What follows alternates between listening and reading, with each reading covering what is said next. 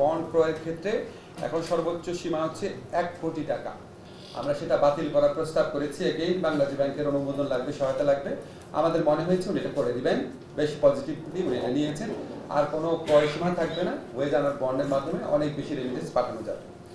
বৈদেশিক কর্মসংস্থান বৃদ্ধি অনেক বড় একটা চ্যালেঞ্জ, আপনারা এটা খুব ভালো করে জানেন। আমরা কিন্তু খুব সাফল্য অর্জন করতে পারি নাই, বাট কিছু কিছু ক্ষেত্রে সাফল্য হয়েছে। সৌদি আরবেতে 200 জন নার্স পুরুষ ও মহিলা প্রেরণের জন্য MOU স্বাক্ষরিত হয়েছে। ইটালির অর্থ মন্ত্রণালয় একটা প্রকল্পের আওতায় 250 জন দক্ষ কর্মী পাঠানোর ব্যবস্থা হচ্ছে। জাপান একটা প্রতিষ্ঠানকে লেটার অফ ইন্টেন্ট দেওয়া হয়েছে। আমরা দাবি করছি না এগুলো খুব উল্লেখযোগ্য অগ্রগতি, বাট শুধু বলছি যে এই ক্ষেত্রে আমাদের কার্যক্রম অব্যাহত রয়েছে। আর আরেকটা জিনিস আপনাদের বলি, আমাদের এখানে প্রবাসী কর্মীদের বিদেশে পাঠানোর ব্যাপারে অনেক ভোগান্তি হয়, অনেক টাইম লাগে। এটা একটা চিরাচরিত কমপ্লেন। তো আমরা ইনভেস্টিগেট করে দেখলাম যে এখানে প্রবাসীরা বিদেশে যেতে চাইলে 3টা স্তরে অনুমোদন লাগতো। একটা হচ্ছে কনসার্ন দূতাবাসে, কারণ সৌদি আরবে পাঠাতে হলে সৌদি আরবে দূতাবাসের, তারপর হচ্ছে মন্ত্রণালয়ের, তারপর হচ্ছে PMET প্রশিক্ষণ ব্যুরো। তো আমরা এখন থেকে মন্ত্রণালয় আর কোনো ভূমিকাই পালন করবে না, এখন থেকে 2টা জায়গায় অনুমোদন নিতে হবে। তিনটা জায়গার পরিবর্তে যখন 2টা জায়গায় অনুমোদন নিতে হবে, তাহলে প্রবাসীদের এই বিদেশে যাওয়ার ক্ষেত্রে অনুমোদন প্রক্রিয়া যে ভোগান্তি, সেটা আমাদের হিসাব মতে অনেক কমবে এবং 15 থেকে 30 দিন সময় কমে যাবে। লিড টাইম আমরা বলি।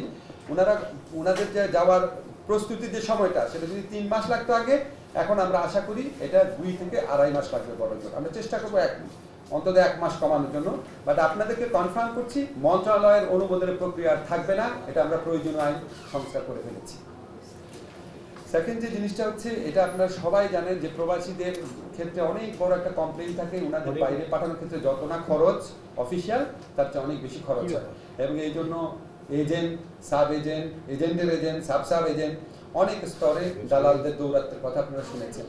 তো আমরা এটাকে মিনিমাইজ করার জন্য আমরা একটা প্রক্রিয়া ভেবেছি। আমরা এখন থেকে এজেন্ট, সাব এজেন্ট যারা আছেন, সাব এজেন্ট বিশেষ করে, এজেন্টরা তো আমাদের এখানে নিবন্ধিতই, সাব এজেন্ট যারা আছেন, ভদ্র ভাষায় সাব এজেন্ট বললাম, মানে যাদেরকে আপনারা অনেক সময় দালাল বলেন, বা তাদের মধ্যে ভালো লোক আছেন, খারাপ লোক আছেন, আমরা ওনাদেরকে রেজিস্ট্রেশন করে দিব। রেজিস্ট্রেশন করে দিলে ওনারা একটা জবাবদিহিতার প্রক্রিয়ার মধ্যে থাকবেন। এবং আমরা আশা করব, আজকে বাইরের নেতৃবৃন্দ আছেন, ওনাদেরকে বোঝানোর চেষ্টা করব। ওনারা যদি আমাদের সাথে সহযোগিতা করেন, ইনশাআল্লাহ আমরা এই সাব এজেন্টদের দৌরাত্ম অনেকাংশে কমাতে পারবো। এই দৌরাত্ম কমানো গেলে বিদেশে যাওয়ার যে অহেতুক যে অতিরিক্ত টাকা দিতে হয়, সেটা কিছুটা হলেও কমবে, আশা করি অনেকাংশে করবে। এবং আমি আশা করি বাইরের নেতৃবৃন্দ আছেন, ওনারা সহযোগিতা করবেন, এটা আমরা করতে পারবো। আরেকটা জিনিস আমরা করার চিন্তা করছি, এবং এটা অবশ্যই করব, রিক্রুটিং এজেন্টদেরকে এখন আমরা সার্টিফিকেশন করব। ওনাদের পারফরমেন্সের ভিত্তিতে, ওনাদের অভিজ্ঞতার ভিত্তিতে, ওনাদের পাস্ট রেকর্ডের ভিত্তিতে আমরা ওনাদেরকে ক্যাটাগরাইজ করব। যে ক্যাটাগরি A রিক্রুটিং এজেন্ট হচ্ছে এটা, ক্যাটাগরি B হচ্ছে এটা, ক্যাটাগরি C হচ্ছে এটা।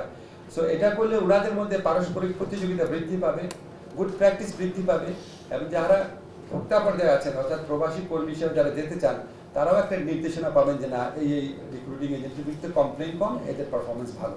আমরা আশা করি এটা করার মাধ্যমে অভিবাসন প্রক্রিয়ায় পলিসি ইন্টারভেনশন করা যাবে, ভোগান্তি অনেক কমবে। আরেকটা জিনিস আপনাদের বলে রাখি, আপনারা অনেকেই প্রশ্ন করবেন হয়তো মালয়েশিয়ার ব্যাপার নিয়ে।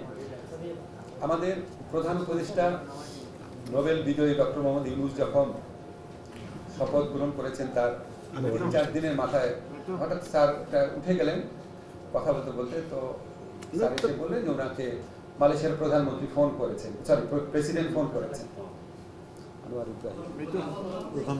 প্রধানমন্ত্রী আনোয়ার ইব্রাহিম ফোন করেছেন। তো আমি বললাম, স্যার আপনার সাথে কিরকম সম্পর্ক? বললো, আমার সাথে খুবই ভালো সম্পর্ক, আমি খুব পুরনো বন্ধু। আমি সাথে সাথে বললাম, স্যার তাহলে আমরা কি মালয়েশিয়ার কর্মী পাঠানোর ব্যাপারে আপনার কোনো সাহায্য পাবো নাকি? বলে, যা লাগে আমাকে করতে বলো, আমি করবো এটা। সো আমরা তো অনির্দিষ্ট কথা বলে লাভ নাই, আমরা মার্কেটটা ইনভেস্টিগেট করছি মালয়েশিয়ার ব্যাপারে। আমরা অবশ্যই স্যারের সহযোগিতা পাবো। আপনারা জানেন ওনার ব্যক্তিগত হস্তক্ষেপের মাধ্যমে আমাদের আরও UAE থেকে 57 জন আমাদের শ্রমিক ফেরত আসছেন, যারা কারাবন্দী ছিলেন। এটা খুব বড় একটা ঘটনা, আপনারা সবাই বুঝেন ওখানে মানে কত কঠিন ক্রিমিনাল জাস্টিস সিস্টেম, সেখানে স্যারের ইন্টারভেনশন এটা হয়েছে, যেখানে UAE আমিরের সাথে ওনার কোনো ব্যক্তিগত ঘনিষ্ঠতা ছিল না। তো আমরা আশা করছি মালয়েশিয়ার অনেক জট খোলার ক্ষেত্রে আমরা ডক্টর ইউনূসের ইনফ্লুয়েন্স ইউজ করতে পারবো। এছাড়া আমি যখন এই মন্ত্রণালয়ের দায়িত্ব নিলাম, উনি আমাকে বলেছেন অন্য যে কোনো দেশে যাদের সাথে কথা বলে উনি কাজ হয় বলে মনে হয় ওনার, সেখানে উনি ফোন করবেন, করে দিবেন। তো আমরা আশা করি ওনাকে সরাসরি এখন আমি প্রস্তাব দেইনি, বিকজ আমাদের ফিল্ড লেভেল স্টাডিটা মোটামুটি করেছি আমরা ওনার মাধ্যমে। আগামী মাস দুয়েকের মধ্যে শ্রমবাজার সম্প্রসারণে বড় নিউজ আপনাদেরকে দিতে পারবো।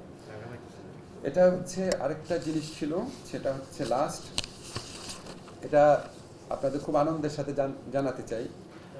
আমাদের যারা প্রবাসী শ্রমিক, যারা এই ছাত্র জনতার বৈষম্য বিরোধী আন্দোলনের সাথে সংহতি জানিয়ে নিজেদের জীবন এবং জীবিকাকে রিস্কের মুখে ফেলে ওনারা কতজন একটা হয়েছে 87 জন ওনারা জীবন এবং জীবিকার ঝুঁকি নিয়ে ওখানে কারাবরণ করেছেন। আমরা ওনাদের এই স্যাক্রিফাইসটা সবাই মনে রেখেছি। আমি দেখেছি ওনারা যখন দেশে ফিরে আসার সিদ্ধান্ত হয়েছে, আপনারা সবাই, পত্রিকা যারা আছেন, সাধারণ মানুষ সবাই কি পরিমাণ উচ্ছ্বসিত হয়েছেন। আজকে আপনাদেরকে আরেকটা গুড নিউজ দিতে চাই, আমরা প্রবাসী কল্যাণ মন্ত্রণালয়ের পক্ষ থেকে ওনাদের পুনর্বাসনের ব্যবস্থা করব। আমাদের অলরেডি 87 জনের সাথে যারা ফিরে এসছেন, আপনারা জানেন 57 জন না, আরো অনেকেই বন্দী ছিলেন, অনেকেই ফিরে আসছেন। 87 জনকে আমরা এনলিস্ট করতে পেরেছি। আমরা ওনাদেরকে কর্মসংস্থানের ব্যবস্থা করব বাংলাদেশে।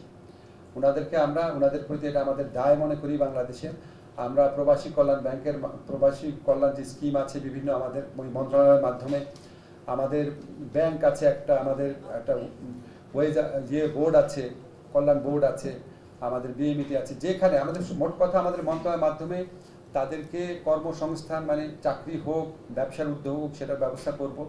দরকার হলে আমরা এখানে যারা প্রাইভেট সেক্টর আছেন, যারা খুব মানব কল্যাণে কাজ করেন, তাদের সাথে যোগাযোগ করব। এমনও আমরা চিন্তা করেছি যে ওনাদেরকে আমরা একটা সিড মানি দিয়ে, আমাদের প্রবাসী কল্যাণ ব্যাংক থেকে যদি করার স্কোপ থাকে, আমরা ওনাদের উদ্যোক্তা হওয়ার যদি ওনাদের ইচ্ছা থাকে, সেখানেও আমরা ওনাদেরকে সহযোগিতা করব।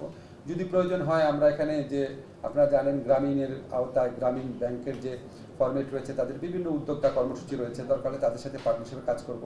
মূল কথা হচ্ছে আমরা ওনাদেরকে বিকল্প কর্মসংস্থানের ব্যবস্থা করব।